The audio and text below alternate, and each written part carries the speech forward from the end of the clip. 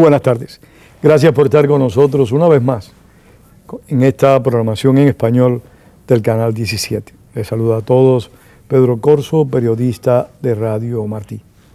Este año van a ser las elecciones presidenciales en Venezuela. La oposición ha logrado unirse, ha creado la Mesa de la Unidad Democrática, que en mi opinión la coordina uno de los políticos más talentosos que ha dado ese país hermano, el doctor Ramón Guillermo Aveledo, que dicho sea de paso, es amigo de la causa democrática cubana, no de ahora, sino de siempre. Para abordar sobre el tema de las elecciones y también las primarias que tendrán lugar aquí en Miami el próximo día 12 de febrero, pues hemos invitado a Alexis Ortiz. Alexis Ortiz, como ustedes los conocen, es periodista, escritor, ensayista, y nos va a exponer cuál es el proyecto de la mesa y cómo van a trabajar para sacar de manera legítima al presidente Chávez del gobierno. Alexis, gracias por estar acá. Muchísimas gracias, hermano. Qué bueno estar aquí contigo otra vez. Estas introducciones tienen que ser un poco largas. Sí. No es de mi placer, pero tienen que ser un poco largas para poner a nuestro público en contexto. Pero quisiera que tú ampliaras esa contextura, ese escenario. Hay una cuestión que quiero recalcar de tu introducción, y es que el modelo unitario que se ha logrado en Venezuela, nosotros creemos que es de alguna manera paradigmático, costó un gran esfuerzo, tiene a nuestro juicio una proyección mundial, porque parece mentira que más de 80 grupos distintos, que van desde grupos marxistas como Bandera Roja hasta grupos, para decirlo de alguna manera, de la extrema derecha, se hayan sentado en una mesa muchísimo tiempo y hayan llegado a acuerdos y hayan resuelto trabajar juntos para para poder sacar a Venezuela de la pesadilla chavista. Eso es algo que a nosotros nos maravilla, nos emociona y nos estimula muchísimo para la lucha. Fíjate tú, tenemos la unidad democrática a través de la Mesa de Unidad Democrática, que está empeñada en trabajar juntos. La Mesa de Unidad Democrática resolvió unas elecciones primarias para que el candidato de la oposición democrática fuera un candidato electo por el pueblo y no fuera un candidato electo en camarillas. Y la Mesa de Unidad Democrática elaboró un plan, un proyecto, un programa de gobierno para rescatar a Venezuela de la postración democrática, para rescatar la democracia, para reconciliar el país, sobre todo para sacar gente de la pobreza. Y los potenciales candidatos se han comprometido a respetar eso totalmente. Pero lo que me interesa resaltar de lo que tú dijiste es que ha habido un esfuerzo de todos los dirigentes, de los candidatos, los dirigentes políticos, empresariales, sindicales, vecinales, para que la unidad de la oposición sea consistente. Pero si hay algo que ha hecho que la unidad de la oposición sea posible, es la sabiduría, la sindéresis, el refinamiento político, la paciencia, la respetabilidad, la credibilidad de un hombre como Ramón Guillermo Aveledo. La verdad es que hemos tenido la bendición de Dios de poder contar con todo el talento y toda la sabiduría de Ramón Guillermo, que es un amigo al cual queremos mucho, para esta situación tan difícil en la cual se necesitaba un hombre como él. Que dicho sea de paso, Ramón Guillermo Aveledo pudo haber sido un candidato excepcional. Sí, sería un presidente de lujo, pero él cumplió... Pero él cumplió su cometido de una manera muy sabia y realmente, pudiéramos decir, se entregó a la causa democrática venezolana, poniendo a un lado sus proyecciones políticas por tal de lograr esa unificación desde mi perspectiva. Y entendiendo una cuestión que es muy importante, Pedro, que yo le he hablado con él y con otros amigos políticos talentosos como Gustavo Tarre, y es que estamos viviendo un momento transicional en la historia de Venezuela, en la cual la gente de nuestra generación tiene que darle paso a la nueva generación. Ya nosotros estamos allí para cumplir un papel de asesoría, de apoyo, en de español castizo, estamos viejos. Sí, estamos viejos no, porque viejo podría indicar, estamos físicamente viejos, es decir, cronológicamente viejos, ¿no? Pero tenemos la posibilidad de aportar, pero el protagonismo deben tener los otros. Sin duda alguna. Yo se lo he dicho a compañeros míos de lucha contra el régimen totalitario cubano, de que llega un momento en el que uno tiene que percatarse que el ejercicio político directo ya le corresponde a otras generaciones. Y a nosotros nos quedan otras tareas, no tenemos por qué guardarnos en el desván. Ni acomplejarnos por eso. Ni acomplejarnos por eso, nos quedan otras tareas, otros compromisos. Y es bueno que las élites se renueven, lo que llamaba el catedrático italiano Wilfredo Pareto, la circulación de las élites. Este país es un ejemplo de eso. ¿Cómo no? Este país es un gran ejemplo. Obama es un hombre muy joven y la mayoría de los líderes importantes dentro del elenco de líderes importantes de Estados Unidos, hay una cantidad de jóvenes. Y cuando miramos a Alexis, sin desviarnos del tema, porque quiero hablar de la mesa más que ninguna otra cosa, sí, y de las primarias del próximo día 12, cuando hablamos de política y de gobiernos en América Latina, la mayoría amplia de los presidentes latinoamericanos son hombres que no llegan a 60 años. Sí, señor. Bueno, y eso tiene su lógica por la dinámica esa de la renovación generacional. En todo caso, en Venezuela hay el esfuerzo de que jóvenes y viejos trabajemos juntos para rescatar el país. La situación del país es de una terrible postración.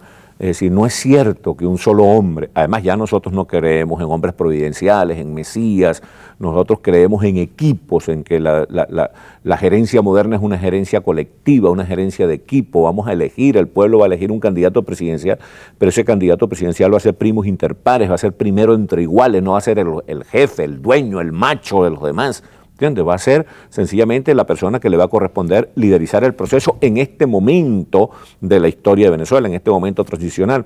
Pero no queremos superlíderes, ya estamos realmente hastiados de los superlíderes. Los superlíderes le han hecho demasiado daño a la democracia latinoamericana. Yo creo que no solo ustedes como políticos y dirigentes políticos, sino que el pueblo que piensa, el pueblo que tiene sensibilidad y que es capaz de tener memoria y recordar los daños y los perjuicios que nos han producido estos mesías a nuestras naciones, tienen que convencerse que tienen que gobernar equipos, que tienen que gobernar uno entre iguales, no uno excepcional. Pero Alexis, ¿cuáles son los candidatos que está presentando la mesa? ¿Cuál es el proyecto, algunos elementos de ese proyecto que todos han suscrito, para después hablar de las primarias aquí en Bueno, mira, Miami? Los candidatos son, vamos a comenzar por cualquiera al azar. No importa. Pablo Medina, un viejo luchador social muy vinculado al mundo sindical, tuvo una buena carrera. Primero fue un guerrillero, un hombre que tuvo ese tipo de ilusión que terminó siendo un fiasco, pero el hombre supo adaptarse a la vida democrática y hoy en día es un demócrata convencido, absolutamente respetable. Pablo Medina es un hombre con muchísima experiencia, podría ser un buen presidente.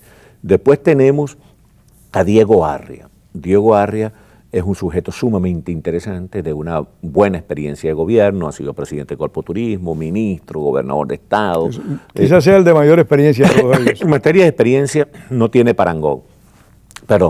Pero además Diego Arria tiene una tremenda experiencia diplomática en el terreno embajador internacional. de las Naciones Unidas, ¿no? O sea, fue embajador de Venezuela en las Naciones Unidas y le correspondió ser presidente del Consejo de Seguridad de las Naciones Unidas. Un privilegio. Que es un privilegio, un cargo de rango. Él siempre dice que eso no es un mérito suyo, sino que fue un reconocimiento a la democracia venezolana, que en esos tiempos era el gobierno de Carlos Andrés Pérez, en esos tiempos era una democracia respetada por el mundo, al extremo de que escogían un venezolano para presidente del Consejo de Seguridad de la ONU.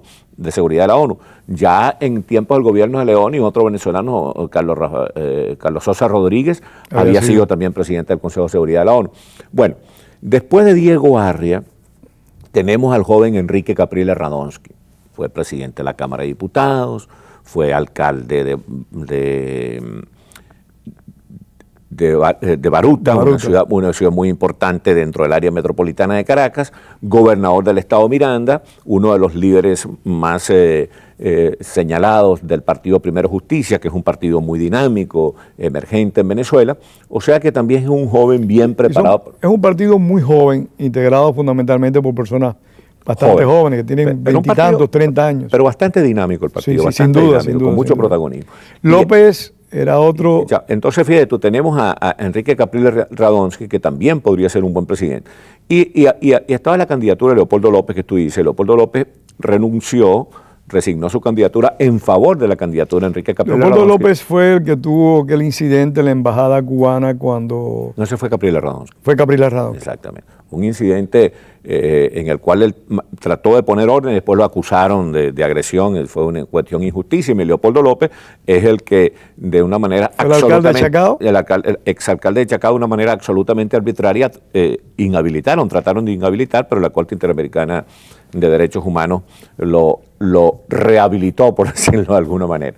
Bueno, entonces está la candidatura de Enrique Capriles Radonsky, está la candidatura del gobernador del estado Zulia, un joven también de mucho vuelo, de mucho empuje, de mucha juvenil sabiduría política, porque es interesante que estos muchachos no por jóvenes son inexpertos, o sea que son jóvenes, pero son en materia de servicio público son veteranos. Es que están en estas lides desde hace muchísimos años. Exactamente. Y yo recuerdo, y discúlpame, ¿cómo no? En el año 99, si no me equivoco, la primera expresión pública que tuvo lugar en la Plaza Altamira fue organizada por Primero Justicia, por estos muchachos, que decimos muchachos con respeto, por la juventud que tienen, que convocaron allá a las personas. A partir de ese momento, la Plaza Altamira se fue convirtiendo en un foco de resistencia cívica contra Hugo Chávez. Sí. Bueno, entonces fíjate tú, después tenemos a la candidata María Corina Machado. Esta es una muchacha sumamente interesante, pertenece a una familia pudiente, pero ella y por la conexión con su madre y con su padre siempre ha tenido una gran vocación social, siempre ha estado trabajando con los más desfavorecidos. Además, ella fue la creadora y desarrolladora de una entidad muy importante aquí en Venezuela que se llama Súmate, que es una especie de Consejo Nacional Electoral Alternativo, en el cual la muchacha demostró una gran habilidad como gerente. Y mucho coraje en una época en la que el presidente Chávez parecía tener todos los poderes, ella lo enfrentó. María Corina Machado, y perdóname que haga esta digresión, para mí es una especie de dama de hierro venezolana. Sí, una muchacha muy valiente, con mucho coraje. De mucho coraje, de mucho empuje. Y en estos días, te digo lo de la dama de hierro porque en estos días vi una película sobre la señora Margaret Thatcher y estaba viendo, salvando las diferencias, la interesa con la que la señora Thatcher enfrentó la vida política y le interesa que esta joven tiene para enfrentar a Hugo Chávez. El debate que ella sostuvo con Chávez, a pesar de la falta de respeto de Chávez en la Asamblea Nacional Venezolana, la carta que dirigió al ex dictador cubano, pero dictador en jefe, porque en definitiva sigue con el control de la situación Fidel Castro en estos días, demuestra su fortaleza de carácter, su entereza y el valor que tiene. Mira, aparte de que ella es una mujer muy recia, capaz de enfrentar las dificultades, una mujer sin miedo, no es que sea una atrevida, una temeraria, pero es una mujer sin miedo. Esa señora esa muchacha tiene la ventaja de tener una extraordinaria formación, una buena experiencia en el trabajo social, pero sobre todo que ella tiene un proyecto de país en la cabeza. Ella entendió, como entendemos mucha gente, que históricamente la alternativa contra el capitalismo es el capitalismo mismo, que el socialismo ya es un fantasma de la historia, que el socialismo desafortunadamente o afortunadamente, como se le quiera ver, perdió la batalla histórica con el capitalismo. Ahora, el capitalismo es muy insuficiente, el capitalismo es muy insatisfactorio. Entonces, la alternativa frente al capitalismo, decíamos, el propio capitalismo, pero un capitalismo popular, como lo llama ella, un capitalismo solidario, un capitalismo con vocación social, un capitalismo que se proponga sacar gente de la pobreza, porque mientras haya pobres, hay el escenario propicio para el populismo, para la demagogia, para el ascenso de los caudillos arbitrarios, autoritarios y represivos, como el caso de Chávez o el déspota Fidel Castro, o caudillos arbitrarios como Correa, como Ortega, como Evo Morales. Tantos que tenemos, nos sobran esos caudillos. No, sí, nos sobran, nos faltan dedos de la mano para contarlos. Entonces, la idea, blandir la consigna del capitalismo popular es algo que se conecta íntimamente con el espíritu de los tiempos. Sí, eso es muy importante, esa sensibilidad. Y es una persona que procede de la clase más alta de la sociedad venezolana. Pero con una interesante experiencia de trabajo social. Por eso, sin embargo, tiene esa sensibilidad y no estamos haciendo promoción en particular hacia ningún candidato. No, estamos haciendo promoción a los 5 porque los 5 son muy buenos. Yo quería destacar eso porque, en primer lugar, es una mujer. Y es una mujer que ha demostrado coraje y talento, como sucede en mi país, Cuba, donde las mujeres hoy están demostrando también mucho coraje y mucho talento para enfrentar la tiranía. Por eso quise destacar la labor de la señora María Corina Machado. Sí, señor, pero eso del coraje es muy interesante, porque los 5 candidatos, Pablo Pérez, Pablo Medina, Diego Arria, Enrique Capriles Radonqui y María Corina, los 5 han demostrado un gran coraje. Son gente de pelea, pero de pelea sensata, de pelea democrática, de pelea cívica. Son gente que no se puede poner de rodillas. Realmente estamos orgullosos de ellos 5, porque Chávez ha tenido entre sus objetivos dividir al pueblo. Esta gente, estos 5 candidatos están trabajando para reunir al pueblo, para la reconciliación nacional. Y Chávez ha tratado de crear el miedo, de sembrar el miedo, de crear una atmósfera de miedo. Pero esta gente no tiene miedo, no se rinde, no las pueden poner de rodillas. O sea que uno puede decir con tranquilidad que realmente estamos orgullosos de ellos. Alex, si corre el tiempo, ¿nos puedes dar algunos de los elementos básicos de la carta programática que han suscrito estos candidatos para si alguno de ellos, Dios lo quiera, llega a la presidencia de Venezuela? Sí, cómo no. Es un programa común que lo va a ejecutar cualquiera de los 5 candidatos que sea electo. Eso es muy importante. Claro, cada candidato tiene su estilo, cada candidato tiene los ajustes que entienda tiene sus prioridades, tiene le pone más intensidad a una cosa que la otra, pero el programa es el programa de la oposición democrática, de toda la oposición, que lo va a ejecutar un presidente y un equipo de gobierno que también va a ser unitario. No te sorprenda ver en el gabinete de cualquiera que gane a los otros candidatos. Sería muy razonable. O cumpliendo funciones importantes. Pero la idea primera es rescatar la democracia, la institucionalidad, la división de los poderes, el imperio de la ley, la igualdad ante la ley. Esa idea de un presidente imperial que hace lo que le da la gana, eso es una cuestión que está previsto, hacer un esfuerzo por impedirlo.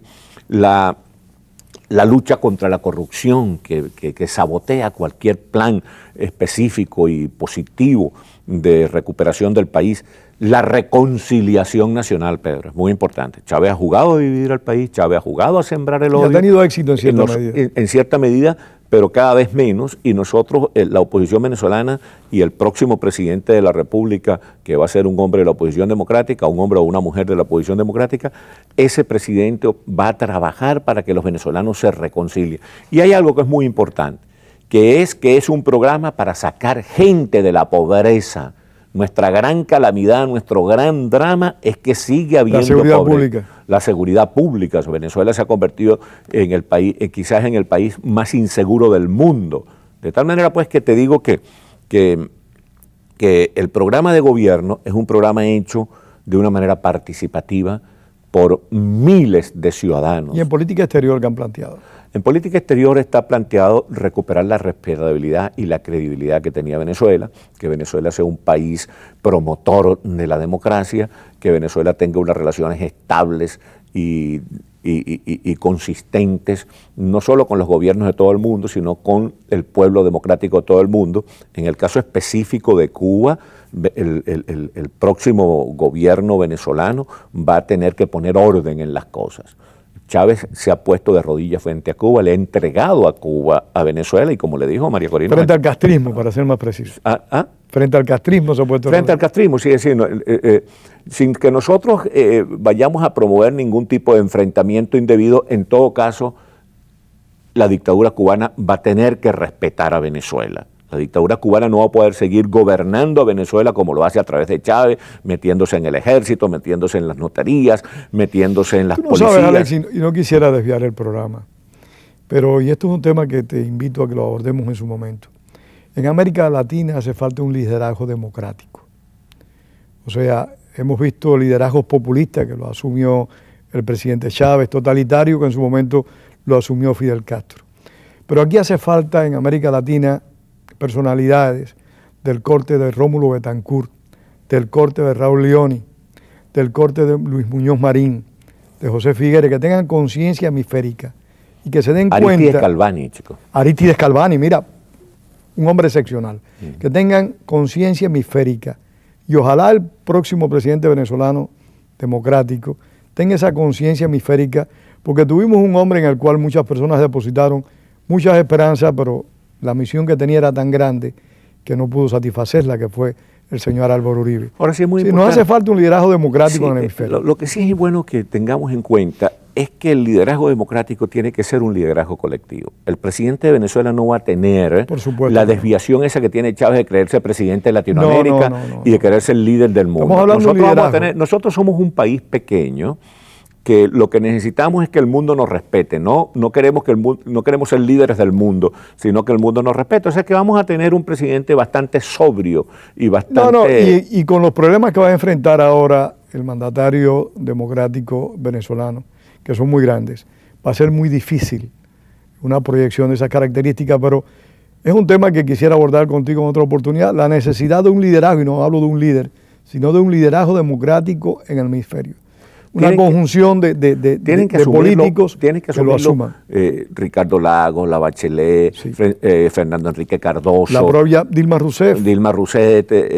Sí, todo un grupo de presidentes en ejercicio y de expresidentes y de líderes que no políticos, como Mario Vargas Llosa, Carlos Alberto Montaner, todo un grupo de intelectuales, de políticos que deben de alguna manera converger para la defensa de la democracia, porque la democracia, en eso tú tienes razón, la democracia está siendo atacada de manera colectiva, la democracia está siendo atacada por toda una coalición. Es el ALBA, el socialismo del siglo XXI, que lo pone todo en riesgo, pero el tiempo va corriendo. Sí, una coalición antidemocrática que tiene que ser enfrentada con una coalición democrática. Explícanos qué son las primarias y dónde van a ser aquí en Miami. Las primarias van a ser en el centro, van a ser en Atlanta, vamos a tener un centro de votación en Atlanta, otro en Tampa y otro en Orlando, y el de Miami va a estar en el centro comercial Atrium, que está allí entre la avenida 79 y la calle 36, 37 de Doral, donde está el Arepaso 2, que es un sitio muy conocido porque el Arepaso 2 es un sitio de encuentro de los venezolanos. Todo está organizado. Algo así como el Versalles de los cubanos. Exactamente. Todo está muy bien organizado. Es bueno que los venezolanos y la gente interesada sepa que el consulado no tiene nada que ver con este proceso electoral. Este proceso electoral lo dirige la Comisión Electoral. De la Comisión Electoral yo soy presidente, la periodista Lourdes Jubiete es vicepresidente y hay otro grupo. La función sería que las personas allí van a tener el voto secreto, por supuesto. Claro. Y van a elegir al precandidato. Van a elegir al candidato de la oposición. Entre 5 opciones, que ya dijimos, Pablo Medina, Diego Arria, Enrique Capriles Radonsky, Pablo Pérez y María Corina Machado, entre 5 opciones van a escoger un candidato. Eso es el domingo 12 de febrero, durante todo el día en el Centro Comercial Atrium. Pero el lunes, ¿a partir de qué hora? Desde las 7 de la mañana.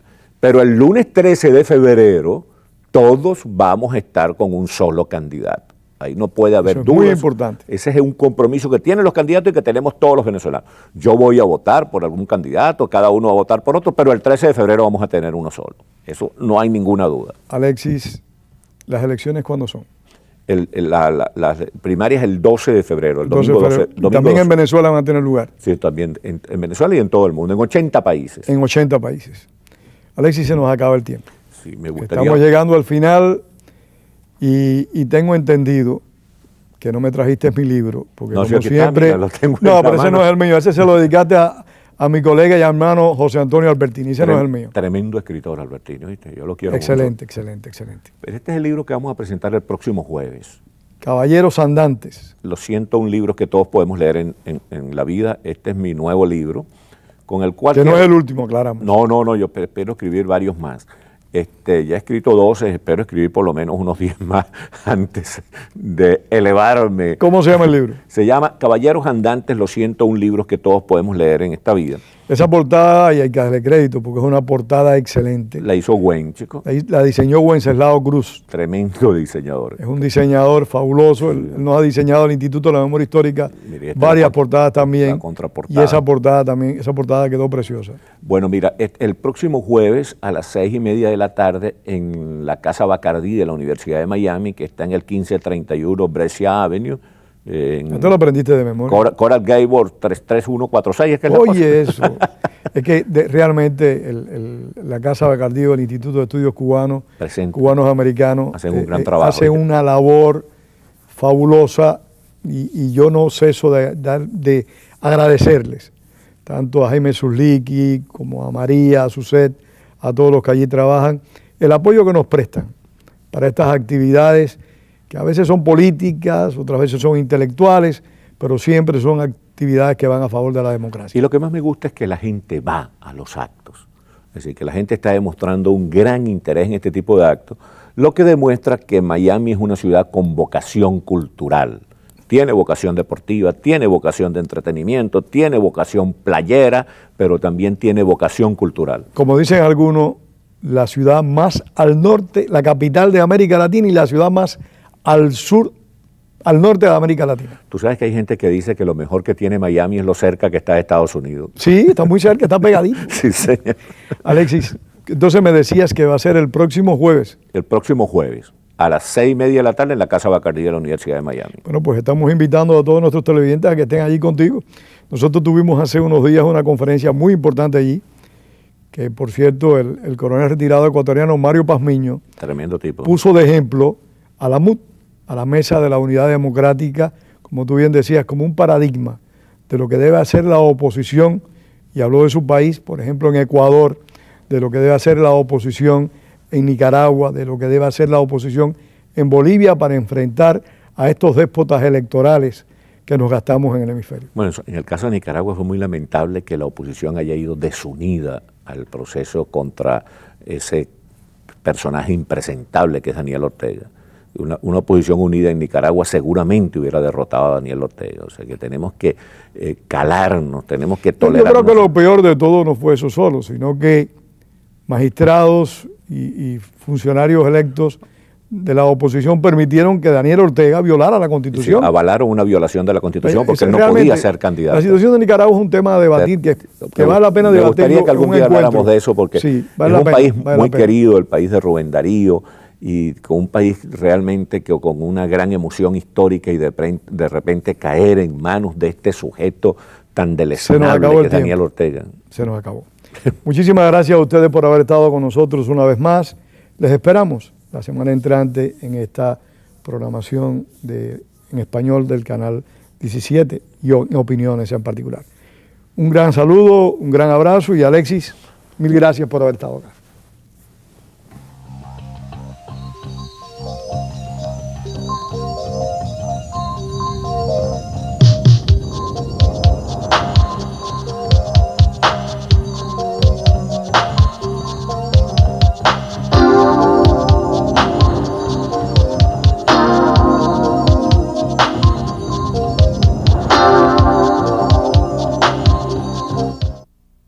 Hay una gran brecha en nuestra comunidad que separa a los estudiantes que tienen acceso a la tecnología con los que no tienen. Pero con su ayuda podemos traer la tecnología inalámbrica a nuestras aulas.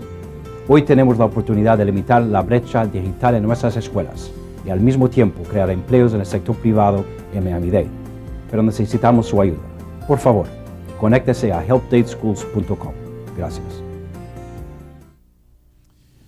Queridos televidentes, he tenido que tomar esta decisión de poder tomarles un minuto de su tiempo para que escuchen la situación en la que se encuentra su canal 17 y este bloque de programación en español. Tenemos unos momentos difíciles económicos. Si no hacemos algo, posiblemente esta programación pues no podrá continuar. Pero yo sé que con la ayuda suya, y estoy seguro porque cada vez que se las pido siempre me responden, vamos a poder seguirle llevando esta programación a ustedes. Va a aparecer una información en la pantalla tanto ahora como en el final para que usted, a medida de sus posibilidades, pueda enviarme una contribución. Lo mismo de $1.50 que de aquellos que puedan de 1,000. Necesitamos su ayuda para poder continuar con este servicio que llevamos ya más de 30 años llevándosele domingo tras domingo. No me fallen, ayúdenme. Envíeme lo que usted pueda y envíenselo a amigos del canal 17 o WLRN Programación en Español. Ayude a sus programas